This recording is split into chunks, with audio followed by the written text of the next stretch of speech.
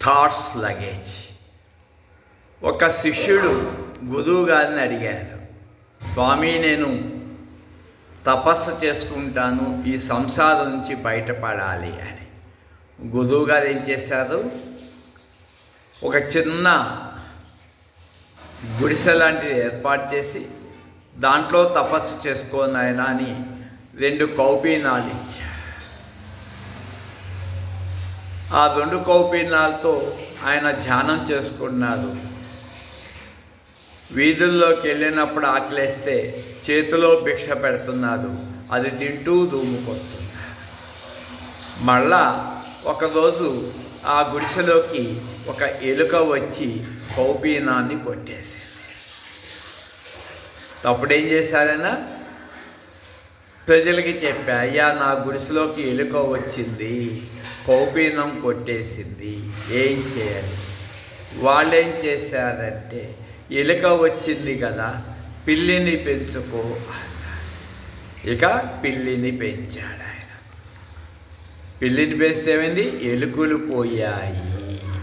ఇప్పుడు ఆయనకి భోజనం కావాలి, పిల్లికి పాలు. ఇక ఊళ్ళోకి వెళ్ళి తన భోజనం భిక్ష, పిల్లికి పాలు వాళ్ళు ప్రజలు ఇచ్చారు.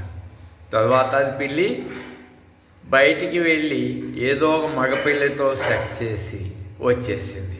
మళ్ళా పాలు తాగుతుంది. ఒకరోజు పిల్లల్ని పెట్టింది, 4 పిల్లలు. అవి కూడా కొంచెం పెద్దాయి. ఇక బయటికి వెళ్ళి తన భిక్ష, పిల్లికి పాలు, ఆ పిల్లలకి పాలు అడిగారు. వాళ్ళు మీకైతే ఇచ్చాము, ఆ పిల్లికైతే ఇచ్చాము, మళ్ళా పిల్లలకి 4కి ఎక్కడ ఇస్తాము నాయన, ఒక ఆవుని ఇస్తాము, దాన్ని పెంచుకోవాలి. ఆవుని తీసుకొచ్చుకున్నారు, ఆ గుడిసె పక్కనే కట్టేశారు. ఇప్పుడు ఇంకేం కావాలి, ఆవు పాలకి గడ్డి కావాలి కదా. మళ్ళా ప్రజల్లోకి వెళ్ళారు, ఊళ్ళోకి.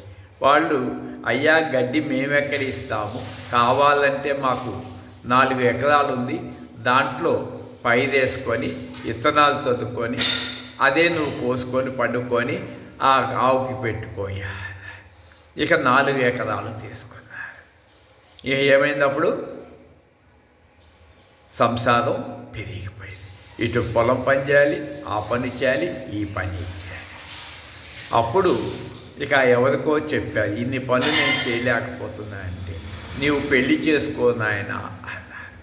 అప్పుడు ఆయన పెళ్ళి చేసుకున్నాడు. తాత సంసారం చేశాడు. మళ్ళా అతనికి 4 మగబిడ్డలు పుట్టారు. తర్వాత వాళ్ళకి పెళ్ళిళ్ళు చేశారు. 4 కోడళ్ళు వచ్చారు. మళ్ళా తలా 4 16 మంది మనవళ్ళు మనవరాళ్ళు వచ్చారు.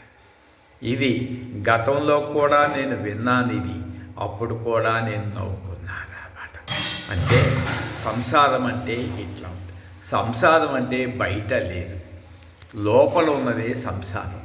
మనసు యొక్క కదిలికే సంసారం. కాబట్టి మీరు కర్మల్ని మానేయటం కాదు, లోపల సంసారం లేకుండా బయట ఎన్ని కర్మలు చేసినా అది అంటకుండా ఉంచుకోండి. ఇప్పుడు నేను ఎన్నో కర్మలు చేస్తుంది, కానీ లోపల అంటటం లేదు. ఇది నాకు స్వప్నంతో సమానము. కాబట్టి సాధనప్పుడు అంతర్ముఖం వెళ్ళేదాకా జాగ్రత్తగా ఉండండి. మీ మనసుతో ప్రపంచంలోని ఆటం బాంబులతో కాదు, జాగ్రత్తగా ఉండాలి.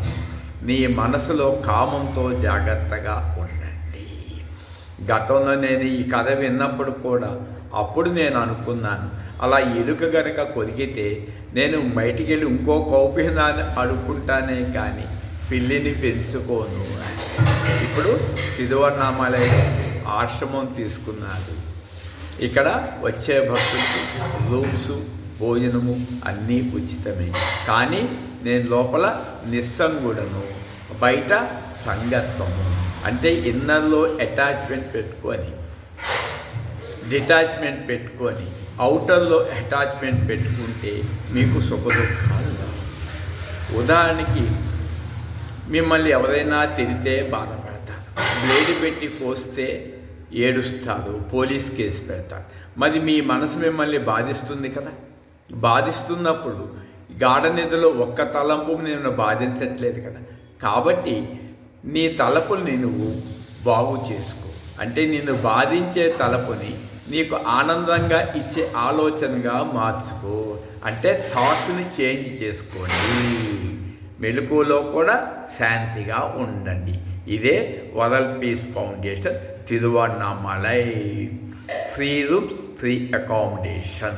Please call 9550531831. ఇది అందరిది. World peace foundation. ప్రపంచంలో మనశ్శాంతి కావాల్సిన వాళ్ళందరూ ఇక్కడికి రావచ్చు. మెలకువలో ప్రపంచం ఉన్నది, గార్డెన్లో ప్రపంచం అనే థాటే లేదు.